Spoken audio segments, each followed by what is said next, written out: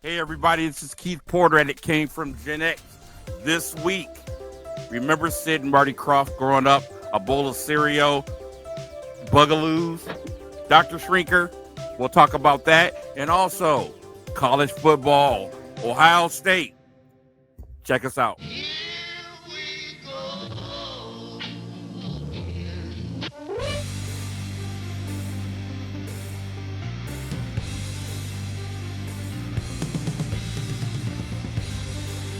This is an It Came From GenX video.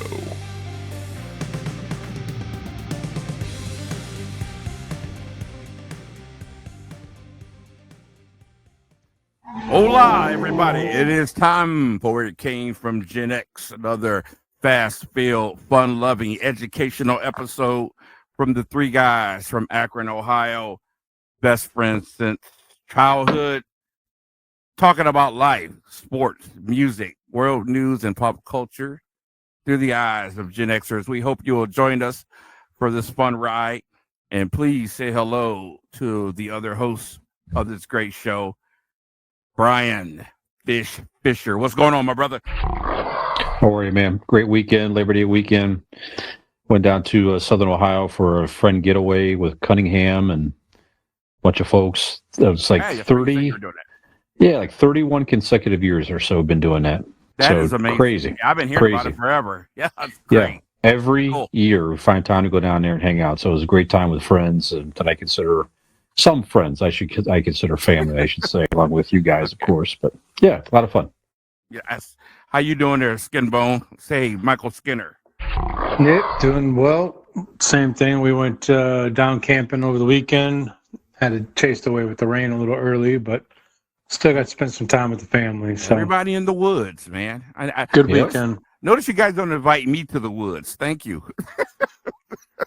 Just one time we'll invite you down there. Yeah, right. It'll be one time, the last time. Anybody seen Porter? Nope. The last time we had it to be one with nature, it wasn't a pretty sight. We don't want to do that again. That is true. You and I in nature has never been good. Well, hey, all seriousness, if you think you would enjoy that, I would invite you down there. Absolutely. I'd love to try it. I sure would love to give it a shot. Yeah. That's for sure. Yeah. I like the lighting on you, Skinner. You look tan. Yeah. That's from all the golfing I've been doing this summer. Okay. Well, you look good, my brother. Thank you. Don't get too dark. Go to work tomorrow, get laid off. Yeah, right. Hey, great, everybody. Thanks for having us here on the show. We are excited about It Came From GenX and where we're going. Of course, we are now streaming on the Boss Code Media Network. We're so excited about that. Want to say big love to our man, Des the Reason. And, of course, to our producer, Michael Skinner Jr., the boss, and to Christabas Dominic at WMVU.org. We got some cool stuff to talk about. These guys are going to take the brunt of the show. And I think this is going to be fun because we're going to go back to some childhood stuff today. So without further ado, Fish, tell them where they can find the show. Oh, wait a minute. My weekend. Yeah, you didn't mention that, no. Yes. Our dear friend, Amy Cooper, picked up me and my sister and took us to our fourth Musketeer, Coach Cooper's volleyball game. He coaches girls volleyball out at Kent Roosevelt in their new gym. We had a blast, and we all went to dinner afterwards. So that was a really, really nice evening. And Saturday, I did nothing. So that was my weekend. Just rested. Hey, before you go, Fish, I just want to say a special happy birthday to someone very dear to me, my sister, Pamela Porter. Tomorrow will be her birthday. I love her dearly. We're 1 year apart. We've always been very, very close. And happy birthday to you, Pam. Take it away, Fish. Yeah, absolutely. Happy birthday. Happy birthday, Pam. Pam has always been so supportive of all these shows. So thank you, Pam, and many more. Absolutely. Yeah. Okay, well, you mentioned a couple already, Keith, but you might be listening to us on WMVU.org, Global Internet Radio, Mondays from 7 to 8 p.m. Eastern. Pull up their site or app. play live now, and we are there. Also, they have tons of other fine content, podcasts, music, all that good stuff for free. Listen to us whenever you want to on demand. We are on many major podcast platforms: Apple Podcasts, Spotify, Google Podcasts, Stitcher, Verbal, and 2 newer ones, iHeartRadio and Amazon Music. Just simply pull up podcasts, find It Came From GenX, and give us a follow or subscribe, however the app works. And as we publish new episodes weekly, they'll pop in your podcast feed. You can listen to us for free whenever you have the time, on the go or whatever. Keith, you already mentioned we're on Boss Code Media Network. That's a new streaming app out there, so you can find us on smartphones, devices. You can also find it on the smart TVs, Roku, Fire TV, Fire Stick, and soon Apple TV. Just search for the Boss Code Media Network app. It's a red and yellow app. Download it and check out many fine original content on there. There's cooking shows, there's comedians, there's us, my other podcast, Convincing Idiots. A lot of creative local and national talent there. Go check them out. All show information can be found in 2 places. Our Linktree account, just pull up Linktree. It Came From GenX. Simply a page with links to our stuff. And our website, It Came From GenX, one word, .wordpress.com. All show information is on the website. Links to where you can listen to us, links to social media, new shows, new videos, bios. And our Patreon account is there if you wish to sponsor the show. You can also pull that up at patreon.com/It Came From GenX if you wish to sponsor us. And if you like our stuff, tell a friend. Like, share, subscribe, follow. That's how we grow a little bit. And we appreciate your support out there. Thank you very much.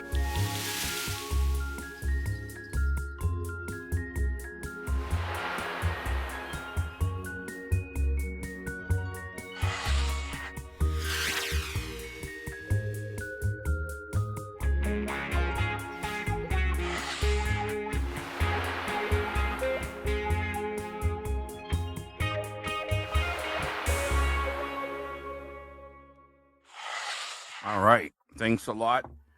And hey, to all of those who listen to our show everywhere, we really appreciate you. The word has been spreading. I saw a lot of things on Facebook. And please just continue to tell everybody what we're doing. This is a show for us. When I say us, I'm talking about we're truth tellers here. We don't sugarcoat anything. We remember a time when people said what they meant and meant what they said. And the world we're living in now, I don't really recognize it, guys.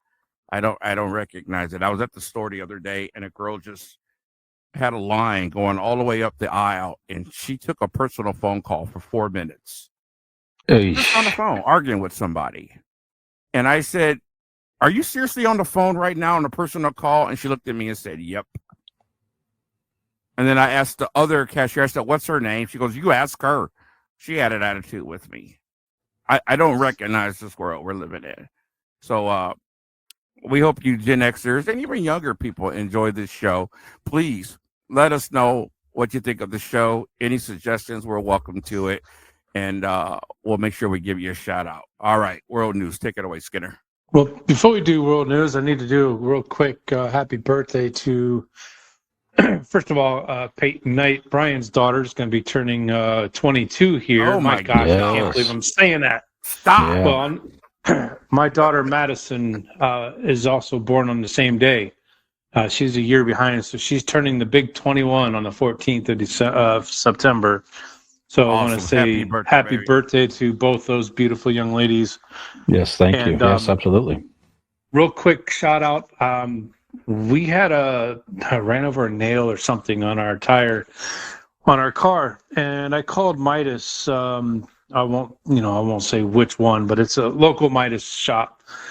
And I've been going there with my other vehicles for quite a while, and they said, "You guys get in. I'm getting ready to head out of town for the couple days, but I've got a slow leak." And he's like, "Can you be here by 9 a.m.?" This was at 8:25 in the morning this morning. I'm like, "Sure, I'll be there. And lo and behold, they did an inspection on my car. They went and looked everything over, fixed the tire, and he says, by the way, there's no charge. I looked at him. I said, what are you talking about, no charge? He goes, you've been a customer of ours for quite a while. You've taken at least 2 or 3 vehicles here. He says, this one's on us, even though you didn't buy those tires here. That customer service is not seen very often. So I wanted to give a shout out to the guys at Midas. It is in Cuyahoga Falls, I will say that. But that company as whole, it don't matter if you go to the Cuyahoga Falls branch or any of the other ones. Midas is a great company. They've been around a long time. And customer service like I received today will continue to allow me to keep coming back time after time. So that's great. Man. Hey, guys, with that being said, go ahead. Shout out to Al Diamond Phillips, lead singer of the Diamond Phillips band. He is also a huge supporter of the show. Every week, he sends me a comment or a question about something that was said in the show. He watches it or listens to it religiously. And I just want to say thank you very much, Al. We appreciate you. He did a heck of a job putting on the Summer's Last Stand Festival. And kudos to you, my brother. Love you. Thank you. Thank you. Thank you.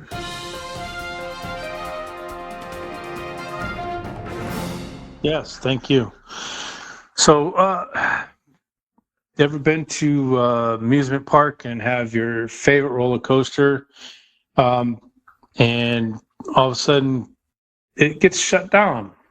Well, that happened to Miss Marcy's favorite roller coaster at Cedar Point last year. August 15th, they had shut down the Top Fuel Dragster. It's the second highest roller coaster in the world. 400 and I believe 23 feet, either 420 or 423. I don't want to give it's somewhere around there. At 100, and I think Fisher, maybe you can help me as well. 123 miles an hour at top speed. That sounds about right with a blast off. Does that sound about right? Yeah. Well, August 15th last year, last time it ran, there was some metal debris come flying off of the roller coaster and struck a lady in the head. Jeez. That was the day before we went last year, because we go every year for our family. The Monday before school starts, take the kids. And as of today, so just over a year ago, it took a year, Cedar Point Amusement has decided to retire the roller coaster. They had state investigators come in. They deemed the ride safe, and the park and the people that ran the roller coaster is deemed as unresponsible for this particular debris and what happened to the lady. So I think Cedar Point just said, you know what, there's been so much going on, we're just going to go ahead and retire this thing. And I was even saying that when we were up there a few weeks ago. We walked by Top Fuel Dragster, and I'm like, what are they going to put in this place? Because if you've ever been there, this thing is probably 4 football fields long. It shoots out there, and then it takes you up 425 feet and comes back down. But the particular ride itself is 4 or 5 football fields long, so quite a bit of space. I'm like, what are they going to put in there instead? Because it sits right in the middle of the park, too. All the roller coasters kind of go around the edge of the park. This one's right there in the middle. So it's going to be interesting in how they do that. Have you guys ridden there? Have you been there since the roller coaster's up? Have you ridden the roller coaster? I know Keith has, and I already know the answer to that, but I would be interested in his thoughts. And then that takes me back, and a question I have for you guys is, what's your favorite memory of amusement parks, whether it's Cedar Point, whether it's the Geauga Lake that we grew up with as kids that's been now closed for, 15, 20 years? Could even be a county fair or a local carnival. We used to have the Kenmore Carnival that would be played every single year. Started on the boulevard and ended up at down by Ennis Junior High School towards the end. But what get your guys' favorite memories? Is it something you did as a family, or is it something you did with your family as you were adults? Take it away. Go ahead, Porter. Well, first of all, I don't think any roller coaster should be faster than the space shuttle. So that's the problem right there. No way, baby. Just give me the keys. I'll meet you at the car. So I stopped doing roller coasters 30 years ago. Man. Yeah. What was that? The roller coaster I used to love was the double loop. That was just good enough. That was my speed. And then there was one after that I rode, kind of scared of crap. What came after a double loop? You guys remember? Corkscrew? Gemini. Oh, Gemini. Yeah. Okay. I did the Gemini, scared the crap out of me, and that was all she wrote for me in roller coasters. When I went back to Cedar Point 15 years later, I tried to give it another go, and there was some problem trying to get that bar down over my belly. Like, I'll just get out, man. I didn't like feeling confined. I don't like, it was just too much. I said, I can't do this anymore. So I stopped doing roller coasters a long time ago. But my family never went to Cedar Point or amusement parks, not as a family. I've gone several times with friends. Of course, we went a lot in school. And, you know, my fondest memory was going with our senior class. That day at Cedar Point was so much fun. And I started a very close relationship with someone that we all went to school with. Obviously, I won't mention her name on the show. Very pretty girl, one of the prettiest girls in school. You all know her very well. And the weirdest thing bonded us together. So this is going to sound strange, and I'm not trying to be vulgar or anything like that. I'm just being honest. We just got to the park, and everybody's walking, you know, doing their thing, about to figure out what they're going to do first. And I was about 20 feet behind her. And she had on these little, I think they're white shorts. And all of a sudden, I saw this little spot in the back, and it started growing. And I realized what was going on. She was menstruating. And I eased up behind her real easy and whispered in her ear, you know, you need to change clothes, make a cover up. You're starting to back there. And she was so touched that I, you know, didn't use this as a source of making fun or pointing it out to someone else. And that I would come in and tell her like that and save her that embarrassment that has sparked a relationship with her. I'll just say her initials, TS. And that's my fondest memory in Cedar Point. Other than that, the only rides I really ever cared for was the one where you stand up and it spins around and the floor drops. I like that, and I like the stuff that you know, up and down and around. I just don't like heights. I like going upside down and crazy and all that, but the height stuff, you guys can keep it. Haven't been in 30 years. Man. Interesting. Well, I'm in this area. I mean, Cedar Point is up in Sandusky, Ohio, up by the Lake Erie, and it is known, if you're anywhere around the state of Ohio up that way, it's really the roller coaster capital of all the amusement parks. There's tons of roller coasters, world famous roller coasters up there. And it's within drive for us here in the, you know, Akron, Ohio area. It's like an hour and a half, less than an hour and a half, hour-ish drive. Yeah, you know, Cedar Point is like high on the list in this country. Oh, it really is. It really is. And my fondest memories up there. I mean, you know, you went up there as a kid and a teenager and all that stuff. But I started to take Peyton up there when she was little, and she was just big enough to get on the coasters. And then we made that an annual thing, just her and I. That's it. That's awesome. I get emotional. Yeah, I get emotional thinking about it. Thinking awesome. She's gonna be turning 22, but just great memories. Yeah, just watching her being as a little girl, scared, and then as she grew up, she definitely got her revenge on Dad because she got me on rides that I was not going to ride. You know. And it's a shame about that. You know, we got in line a couple years ago for the top. All these years, we'd never had the guts. We rode everything else up there. I don't think there's one ride up there we haven't ridden at one point or another, coaster-wise. We got in line for the Top Thrill Dragster. We're doing it. Today's the day. Got halfway through. the whole anticipation, nerves, the whole bit, and the daggone thing shut down. Wow. No, boy. And never reopened it the rest of the day. So that was it. That was our opportunity to ride. But anyways, fond memories. A great park up there. Tons of great rides, and just the time with Peyton was those times I should say was priceless. Never forget. Yeah, absolutely. But for the record, I did do the demon drop once. Yep. Once. Is that once, huh? Or is that Yaga Lake? I can't recall. Nope, that's it was Cedar Point. Yeah, and that one's gone, but that was popular at the time. That's for sure. Yep. My fondest memories was the Ohio State Fair with my dad when I was little. That I really enjoyed. Absolutely. So when I was, you were talking about it being the roller coaster capital. It's really roller coaster capital of the world. I met a family while I was waiting for my family. It was my sister and Marcy and Serenity and her girlfriend. They rode one of the roller coasters, the Magnum or Steel Vengeance or one of those. And my feet don't leave the ground. I'm definitely afraid of heights, as we've talked about in the past. So I'm commonly called the bag bee or the bag person. I'll sit and hold the bags while everybody else goes on the ride. Yeah, there you go.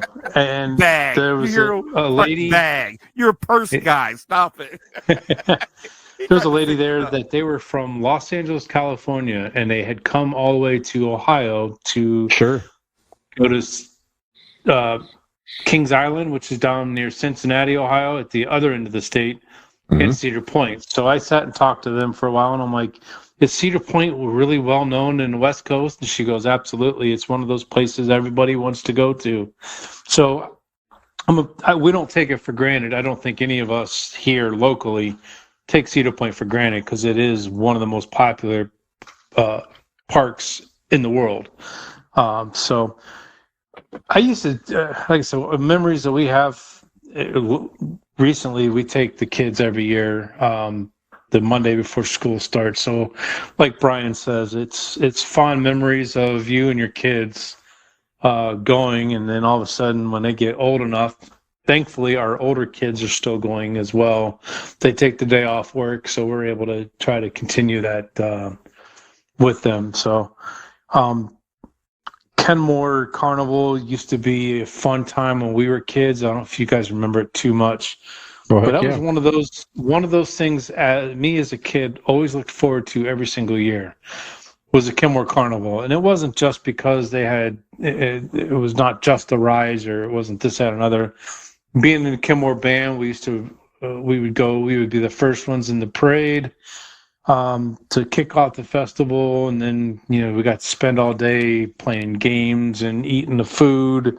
They had local bands playing live. Real quick, just for everybody listening from abroad, we are located in Akron, Ohio, and Kenmore is the high school that we went to. Just so. Yep.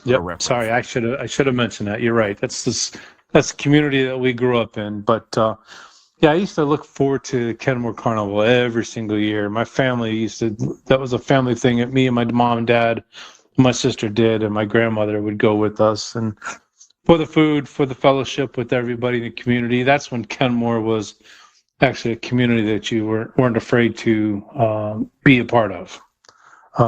Like Keith was saying earlier in the show, don't know what this world is. It doesn't look the same as it used to. So with that being said, that finishes up my topic for today.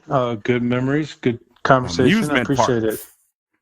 Yeah, I don't have much to offer on that. I haven't been in so long. So I imagine there's been a lot of changes, and it's kind of a different experience. So I'd like to go back to one day soon, just that atmosphere. It is a nice atmosphere to be in, I can't imagine what everything costs nowadays. So not as bad as you think. Okay. All right. Thanks a lot, man.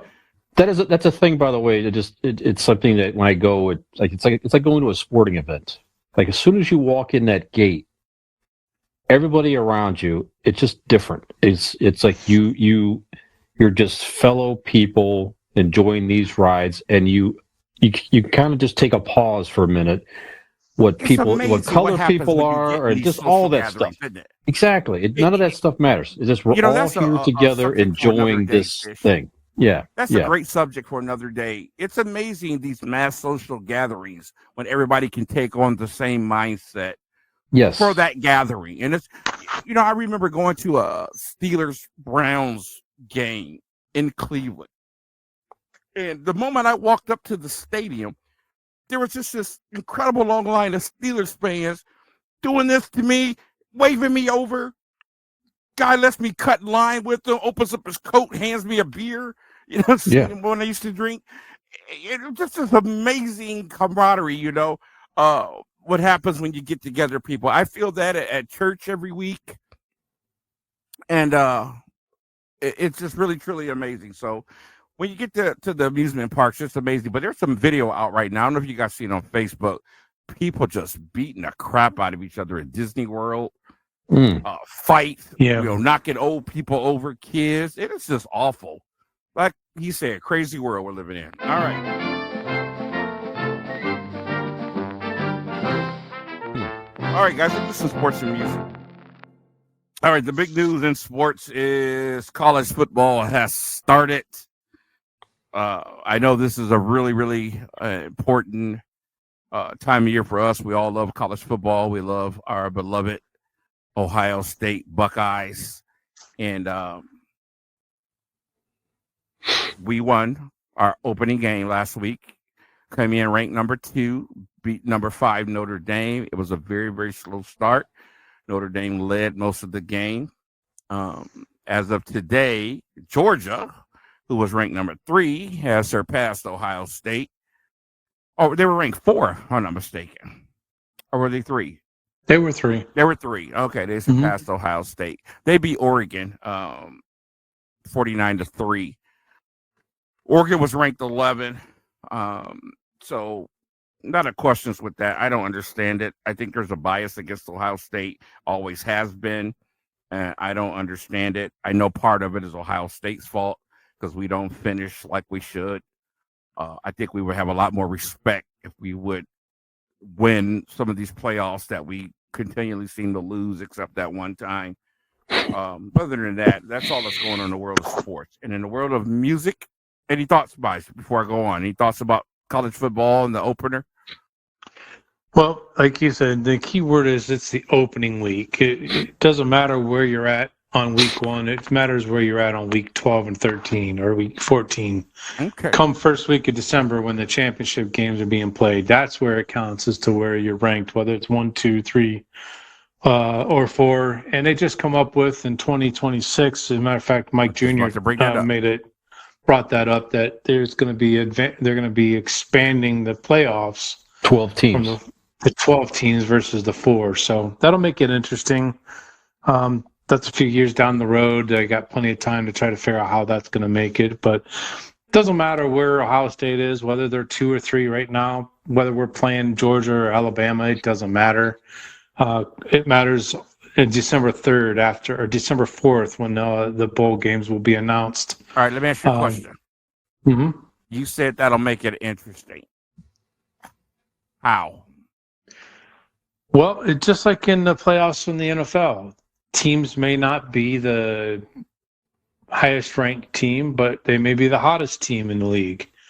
Just because you're not ranked seated number 1 with a perfect record, or like the NFL, okay, or you hold on, lost 1 or 2 there. games. And that's where I'm going to disagree with you.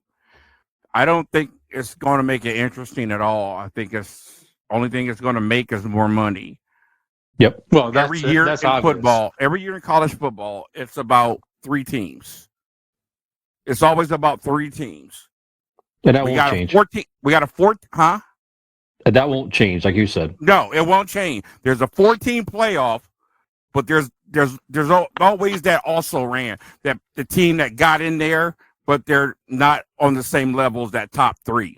And that top 3 is usually, you see, they're always Alabama, Georgia, Clemson, or it's Alabama, Georgia, Ohio State. That 4th team is usually that got in the playoffs, but not on the same level. So I've expanded it to 12 teams. You're going to get a lot of, why are we even doing this? To say we made the playoffs. The NFL is different. The NFL, you can get a sleeper team that gets a wild card and go all the way. That's professional football. College is a little more true. You know what I'm saying? You know who the cream is.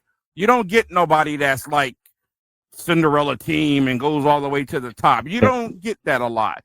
There's no way, Eastern Michigan or TCU is going to beat an Alabama or Georgia football team in the playoffs. It just ain't going to happen. Those are just different levels, different teams. So I just think it's all about money, and of course, it's not going to change a thing. That's just my. I agree. It just, you're right. You're 100% right. It's just a way to replace those bowl games that nobody cares about unless your favorite team happens to be playing in them, right? So it's a way to replace those old bowl games with, now you're in the quote unquote playoffs. Now it's a playoff game. Now you get maybe more viewers and you get schools excited. And like you say, you get more views and money and television deals and all that type of stuff because it's a playoff game. That's it. But you're right. At the end of the day, it's going to be the same 2, 3, 4 teams. And that's all it's ever going to be for a very, very long time because it's just how it is. You know, it's like you said, they don't have the parity in college sports. You can't, like you have in the pros. It's just impossible, right? It's really hard to have, you know, and it changes from decade to decade. I was just telling my sister the other night, we were watching Florida State. I was like, you know, there was a time that it was all about Florida State, Miami. Yep. I mean, that's Notre Dame. I said, now those teams, it's been the same last 10 years. Georgia, Ohio State, Clemson, Alabama. Yep. Who after that, you know? Yep. You might have a year or two for this or that team, but that's about it. Michigan made it to the playoffs. Wasn't even in the same league, you know? So, nope, Cincinnati, no. Yeah, Cincinnati, all that stuff. Yep. Nobody's going to be able to. All right, that's all I have, guys. We got a lot of great pop culture stuff, so go ahead and take it away, Fish. Calling Crisp. This is Crisp. Over. An enormous mad ball of yarn is blocking all traffic in space. So it is. Turn back. Impossible! I must deliver this cargo of Crisp cereal to my pals and whoops! It's got him. A naughty problem. Fortunately, there's always time for a bowl of Crisp cereal. Use your scrooch gun. Nope.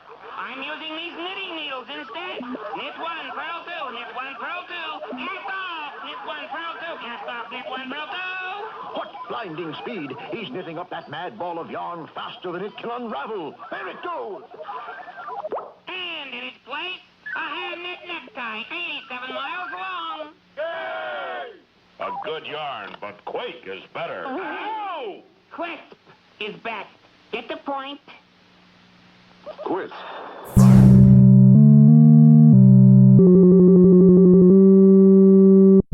All right, guys.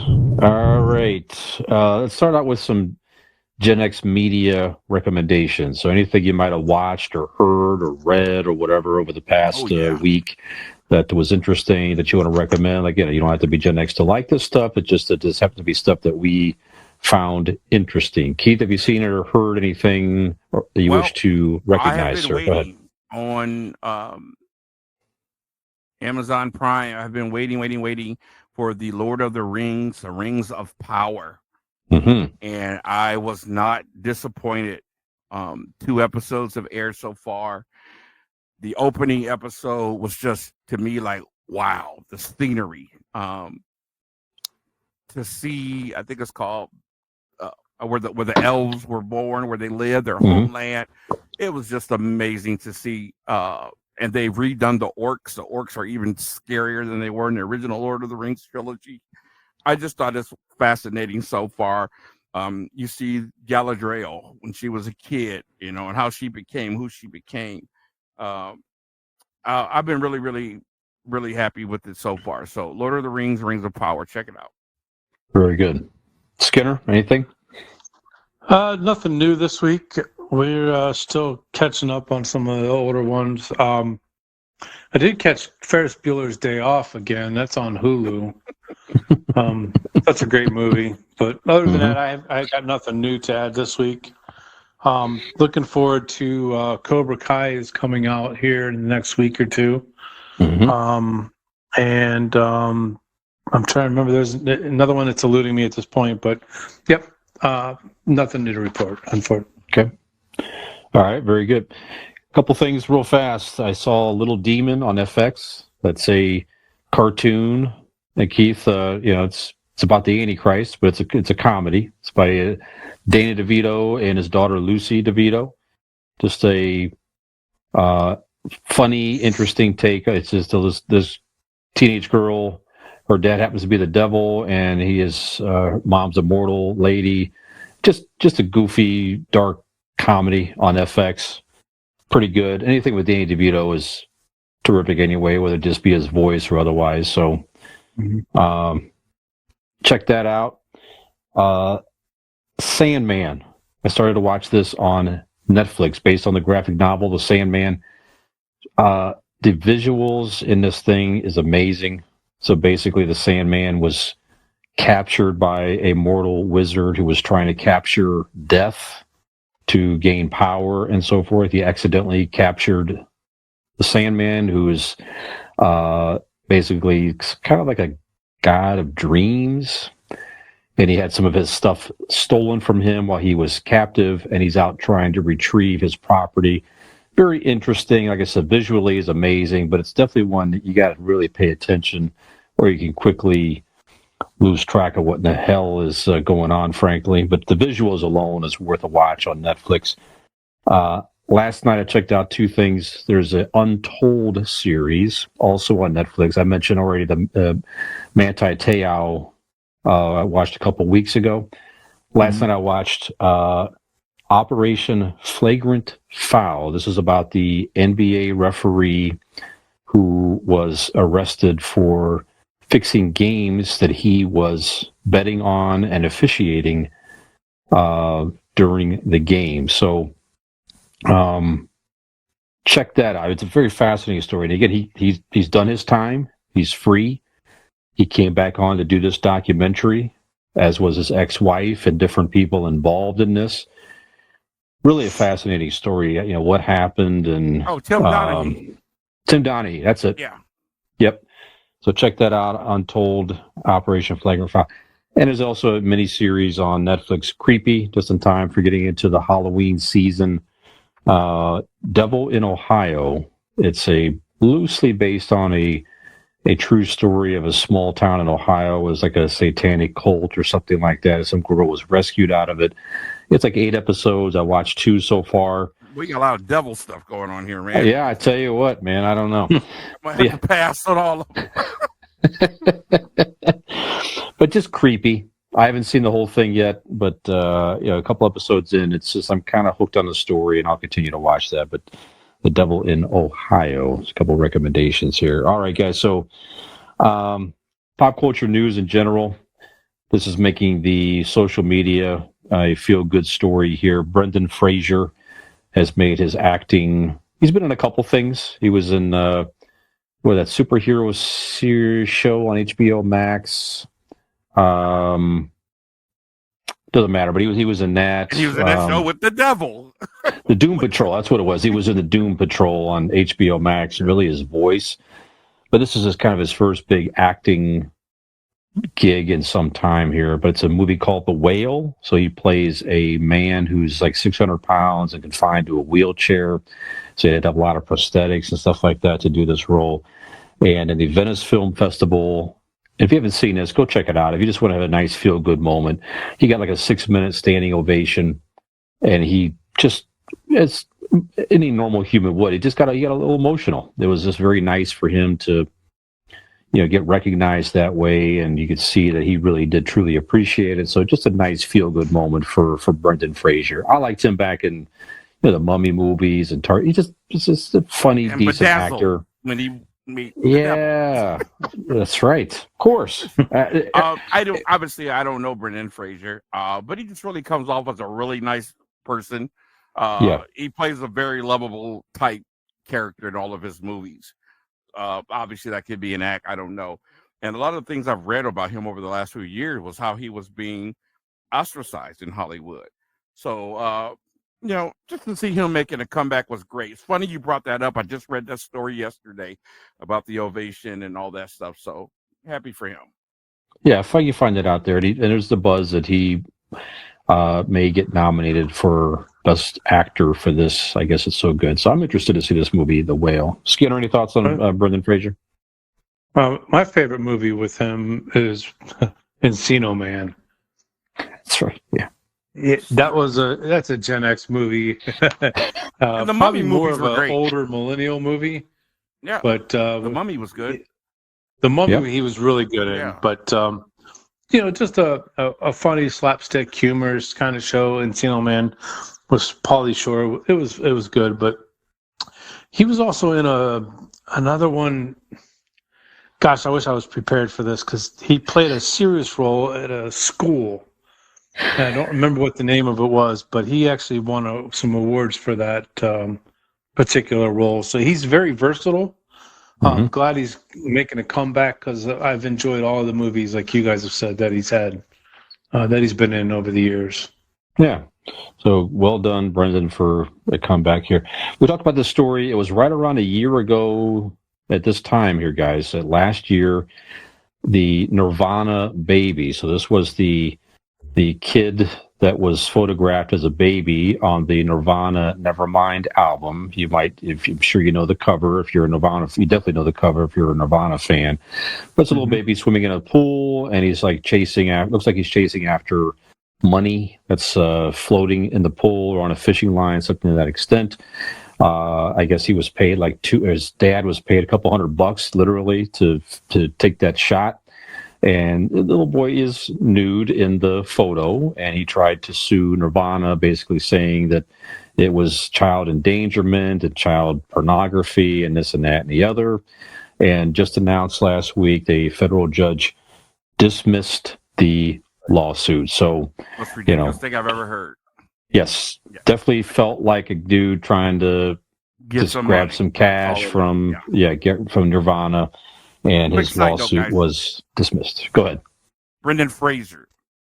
We would have seen him in the new Batgirl movie as Firefly, and they just decided not to release that movie a couple of weeks ago. Right. But he was playing Firefly, which was a co-starring role in that movie. We would have saw him in that. Just wanted to throw that in there. There you go. Yeah. Well, it probably maybe not an Academy Award winner, Batgirl, so it's good to see that he made his debut in this one, I suppose. I don't know. All right. Go ahead. I was going to say, we would have saw Michael Keaton reprise his role as Batman, so that's why I'm upset about it. Yeah, who knows? Maybe they'll come around and releasing that thing at some point or another. Okay, so last Saturday,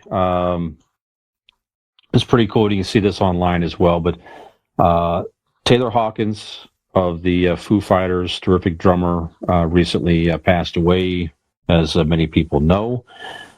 Taylor's son came out, a 16-year-old kid, and played on the song My Hero. So Shane Hawkins played drums, also did a drum solo. Just a very nice moment and a way to pay tribute to his dad. He lost way too young. So, if you have not seen this online, you can check that out there. But, a nice moment. And Dave Grohl's 16-year-old daughter also got up on stage and sang backup on a couple songs as well. So, nice moment for some kids of the Foo Fighters. But, again, definitely a nice way to recognize Taylor Hawkins. So, Keith, obviously, you're a drummer. Thoughts on Taylor Hawkins? What do you think about this moment, sir?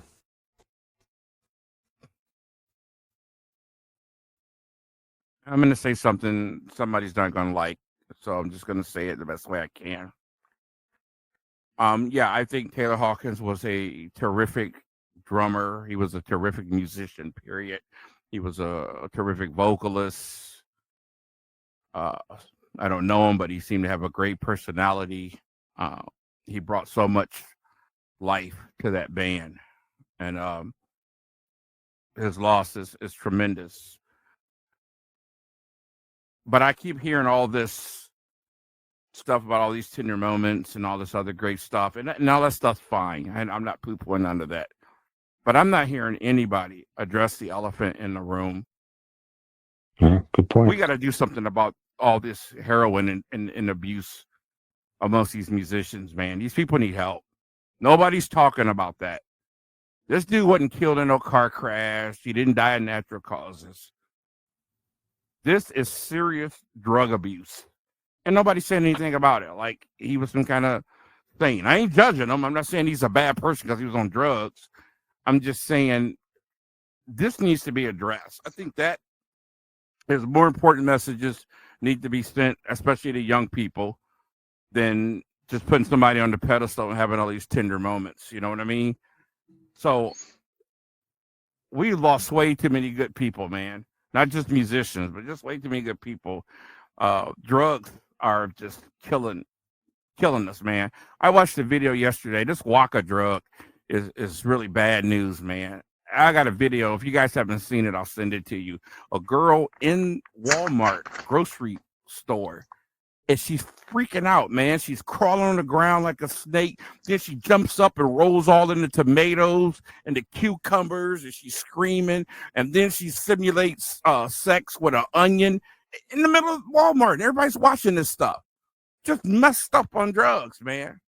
So it was a great moment, and that's awesome. And I really feel bad for Taylor's son and everybody, you know, who liked the guy. But I wish somebody would talk about the real issue that needs to be talked about besides. Don't not tribute the guy and all that stuff. That's all great. But other than that, we need to address what's going on with these young people in this heroin. That's a great point. I mean, it'd be interesting to see if they ever take the opportunity, the Foo Fighters, for example, here to speak up on that and say, hey, listen, I think they have we need to create some awareness here too. Yeah, that's an excellent point. Skinner, anything to add? No, nothing to add. I think Keith hit it right on the nail. The elephant in the room needs to be addressed. And I'll go as far as say this. They need to answer some questions. Did you know he was on heroin? Did you try and help him? Yeah. Or were you just going to keep him making records? I really do think a lot of questions need to be answered, man. Yeah. Yeah, fair point. Okay, I caught that they're making a biopic on Milli Vanilli here, guys. So that is I think it's in production right now. If you can look it up online and see, but the two guys sort of resemble the guys that played Milli Vanilli. Keith, and we've talked about this on this podcast several times here. It's just a very interesting and tragic story with these two guys. Like as you pointed out before, these are not two guys. Some people kind of get the story mixed up. These are not two guys that they went out on their own and pretended to be singers just to rip people off. They were hired. Yes. You're right. They were hired by people to go out and portray these singers. They got paid for it because they were, two good-looking dudes that could dance and all that, and they made a killing there for a while, won awards, and then it came out that these guys are just lip syncing. And you're right, they really took it on the chin. And the one poor guy suffered from depression for several years. Maybe he did anyways, but it certainly was not a factor in his life. He wound up taking his own life a few years ago, poor man. So it should be a very interesting story to see how all this happened and get more of the details behind it, because our generation knows a little bit more about it. I don't even know that our generation really fully understands what all really happened. So I'm interested to see this. Keith, what do you think? Are you interested in the Milli Vanilli story? Yeah. And I think, Fish, you brought an excellent point, put a light on a distinction that needs to be made. These people were ostracized as if they committed the greatest fraud in music history. And depending on how you look at it, they were part of a product. The powers that be put a product together. They heard a sound they liked. They bought the rights to that sound. And then they bought a face to that sound. That's right. And they did what anybody would do, a chance at stardom, a chance at money. The problem came in when the awards poured in. Of course, it's not against the law, but it's almost like a fraud, like winning something that you didn't do. So, I think that's when the offense came in, when they accepted awards for, their performance on an album, which they did not do a performance on an album. I think that's where they messed up. That was a great opportunity to come clean, or a great opportunity to say something. I know it was hard to do, but it's a tragic story that they would end up dead. One obviously committed suicide with all the pressures and the shame that came with this, and it should have never happened. So I'm interested in watching this too. Absolutely. Skinner, what do you think? Milli Vanilli's story. My opinions of them have changed over the years as bits and pieces of information have come out. That's honest. When it first came out, I thought, what a bunch of frauds, and they were a disgrace to music and blah blah blah blah. Well, that harsh opinion of them has certainly gone away over the years, and after seeing a few of the documentaries that are out there, not that you feel for them because they signed up for it. They did what they did, but they shouldn't be ostracized like they were, because they were a piece of a product, like he said, and I that's the best way to put it. And they are just a portion of that fault as to what happened. So, yeah, I'd like to see a lot of character to admit that, man. To be honest, thank you, Skinner. Yeah. So, I am definitely interested in seeing it. I want to, I'd like to get more information about it. Yeah, absolutely. Yeah, not many people know this here, but actually, all these years ago, I was actually hired by the Boss Code Media Network people long before the app was even developed, just to be a face out there on reality football, and then now this podcast and Convincing Idiots. It's finally all coming into fruition. So I'm just kind of letting the cat out of the bag there a little bit here. You did say hints were going to be made last week. Well, yep. It's not the alien thing. That's a whole other topic. One of us may be an alien, and that's going to be announced in episode 100. But just look for our biopic as well at some point here, the Boss Code Media Network story. Yeah, that'll be a good one. Absolutely. All right, so this week in pop culture history here, guys, some interesting things. September 4th, all the way back in 1950, the comic strip Beetle Bailey debuted. Wow. And it's one of the longest running comic strips ever that is also still being produced by its original creator. And his three sons are now involved in this. So Mort Walker was the original creator of Beetle Bailey. So I know as a kid, I tell you what, I used to read the comic strip. I used to read the comic book. I used to collect. There was a Beetle. It probably still is a Beetle Bailey comic book with Sarge and all that. I just thought it was kind of a funny, character, and just some clown in the military service, kind of a dumb slow guy or whatever. But he was always. Yeah, exactly. It was definitely that type of feel. I wonder if Gomer Pyle might have been influenced by Beetle Bailey. It definitely has a feel of it because the Sarge was loud and blah, blah, blah. But anyway, so I just thought that was all the way back in 1950, and it's still running today. So how about that? I love that comic. I miss reading comic strips. Yeah. I used to live for that. You know what? I miss the paper, reading the newspaper. I got to get back to that. You go through the movies, you go through the obituaries, you look at the front news, then you look at the local news, then you read the comic strips, you see what's at the movies.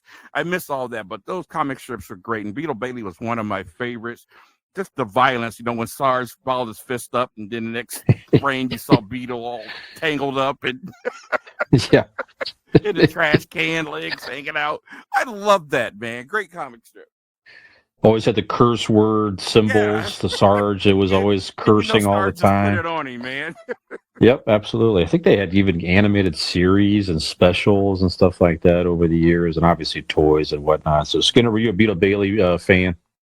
It certainly was. I was looking it up while you guys were talking, and I just happened to go over to the pictures, and sure enough, one of the comic strips that has the big word "boom."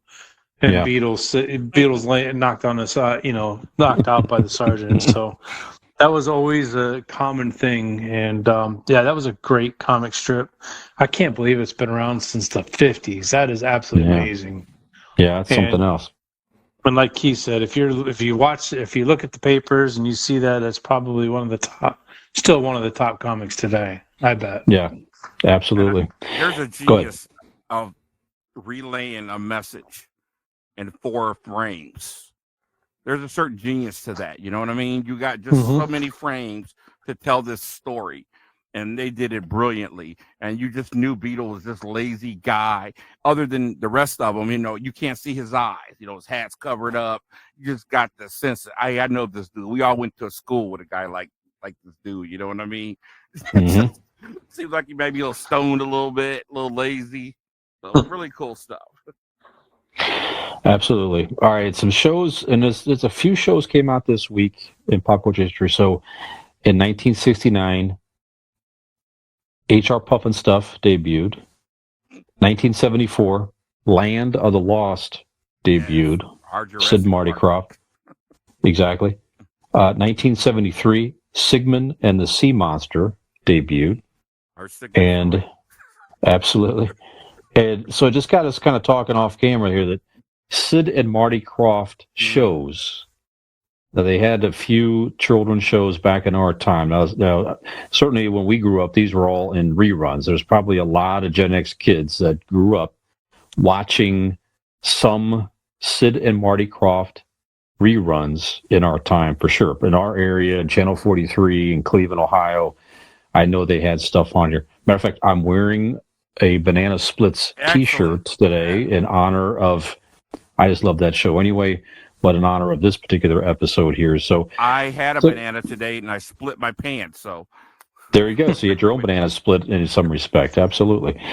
So just kind of, I'm interested, guys, give me 2 or 3 of your favorite Sid and Marty Krofft produced shows. Now, they had a lot of stuff. They had different variety shows. They did the Donnie Marie show. They had Brady Bunch Variety Hour. They had tons of stuff in the 70s. Absolutely. So I'm talking more of the kids shows, kids themed shows that you might have caught on reruns here. So, Keith, what do you got here from a Sid and Marty Krofft? Man. Well, first of all, I just want to say these guys knew how to produce shows. I know I'm a little biased because it's from our generation, but they really knew how to capture the imagination of young people. I could go on, but Banana Splits was my favorite. They were just fun. Yeah. And the Banana Splits had shows on that show.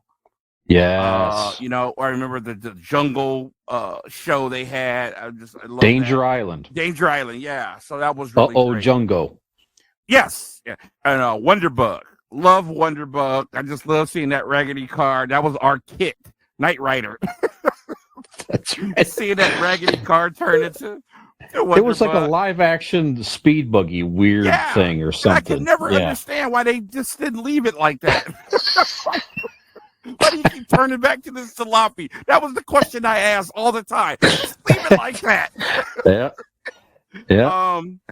I love Land of the Lost. Like I made a joke, that was our Jurassic Park.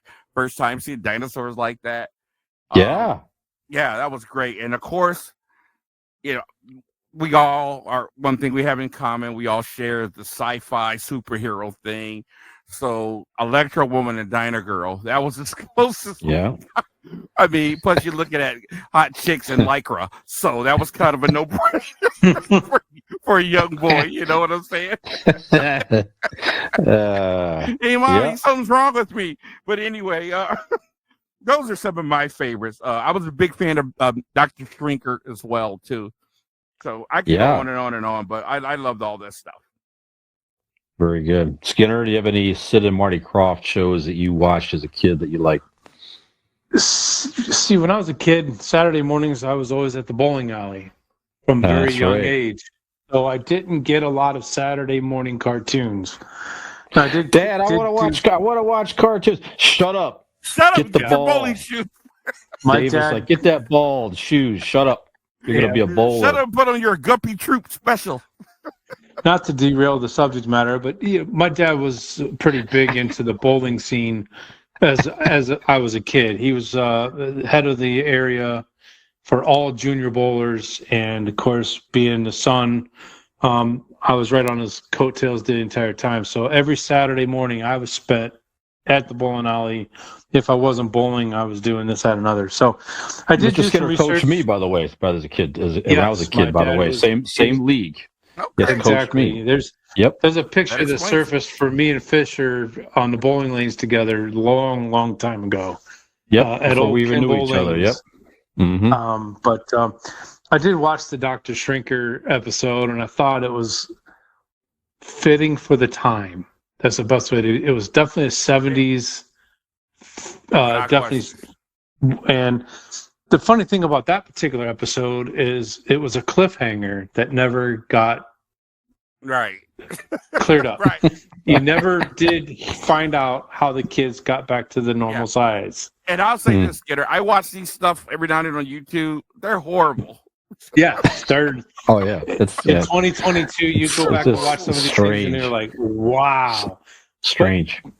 You transform back to 1975, or 1976 or whatever. It's in that time frame. You think, okay, this is absolutely fitting for what we watched back then. So absolutely, that's all I can contribute. I don't know if you guys know they remade Electra Woman and Diner Girl a couple of years ago. I don't know if you guys have ever seen it. I heard something about it. Yeah, it was pretty bad, but the best thing about Dr. Shrinker to me was the song. I'll never forget the song, the intro song. Yeah. They also redid. They had a Sigmund and the Sea Monster. They redid that like an online show as well. Yeah, a few years ago. Yeah, I didn't know that either. Yeah. By the way, Keith, incidentally, Dr. Shrinker, that's Marcy's nickname for Skinner. I heard, by the way, just incidentally, it's a weird coincidence there. I believe that alone. Yep. So I watched, like you said, the songs and the visuals were amazing. As a kid, it was like, they definitely, like you said, they knew how to produce a show. It was colorful. They had interesting characters. They had great theme songs. It got you hooked as a kid. Mm-hmm. I barely remember anything about the Bugaloos, but I can remember the song, the Bugaloos. Yeah. Right. The Bugaloos. It's just like, I remember that now. But my couple of favorites, so H.R. Puffin stuff, was just the characters were interesting. It was like the mayor was like a dragon type being with a kid.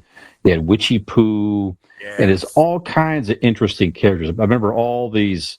Well, they stole a lot of these characters. Witchy Poo was taken from the Wizard of Oz, and they took all these characters from other popular stuff. So you had to like it. You could not like it. Right. Exactly. Just the visuals were cool. It was only like a season or two it lasted, but as I was just watching on reruns, I was hooked on that. But I remember as a kid, though, having puzzle books and activity books and coloring things of H.R. Puffin stuff, puzzles, all kinds of stuff back then as a kid. Yeah. A bowl of cereal and Sid Marty Krofft. That's a Saturday morning. Yeah. That was a great Saturday morning. My favorite by far is like Banana Split. So my shirt. I loved that show as a kid. The characters were fun. They were funny. I like the interludes. Like I said, they had just a nice as a kid. It was like a variety show for a kid. You had like you said, all the cartoons and the live action show. Just a great show. So, hey, these guys, they did a lot of great work in the 60s and 70s, even into the 80s. They had stuff. They've been recognized several times. So, how about Bigfoot and Wild Boy? Oh my God. We used to scream that on my street to talk to one another up and down the street. Oh my gosh. Some of the craziest stuff. And the Land of the Lost, I love that as well. Like you said, all the stuff, the Sleestacks, I'm sorry, I'm trying to say. It was scary. They were scary, I don't know. Just the whole thing was just fun and goofy and just like, nice childhood memories. Yeah. You can just run by them and knock them over. What is the problem? The Sleestacks move at the sound of smell. Just move them out the way, dude. Just crazy. The trivia for you: the NBA great Bill Laimbeer, when he was young, was a Sleestack on the Land of the Lost. There you have it. Yeah, some very little known trivia for you. Yeah. Yep. So other great stuff came out this week, but we're up against it here, guys. So just thank you, Sid Marty Krofft, for the memories. Love your stuff. So again, it takes us back to a fun time with just all the care, no cares in the world at all, and watching banana splits. Those are some fun memories. Absolutely. So, very fun. All right. On that note, Keith, do you have any announcements or anything, sir, this week? No announcements at all. All right. Skinner, he's taking a hiatus from all the playing he had done over the last 2 weeks. Nope. Just got our big shebang next weekend for the Ohio State Buckeye Bash that I do every year. That's right. Those that have been invited, hope to see everybody there. You guys probably, those are watching the video, I'm a little bit different area than normal for videoing tonight. Happened to be out of town for some work, so I just brought all my gear with us. So I was thankful for your guys' flexibility to be able to do this tonight. You might want to remove those handcuffs off your headboard. Yeah, no kidding. I had a TV on earlier with Star Wars on the background. I had to turn that off because people would be wanting to know what the heck it was I was watching on television. But no, great show, folks, today. I appreciate all your guys' candor. For Keith Porter and Brian Fisher, I'm Michael Skinner. We're the guys from GenX. You can catch us on the Boss Code Media Network. Look for us soon on Apple TV, Roku, Fire Stick, Android, and Apple devices. And, of course, all the other forms of social media. We're all over. So we appreciate you, and we will see you next week. Take care, Gen Xers. Stay strong. Also, find me on Convincing Idiots. Hey, this is Skinner from Came From GenX. If you like this video, please hit the subscribe button and like, and we'll see you next time.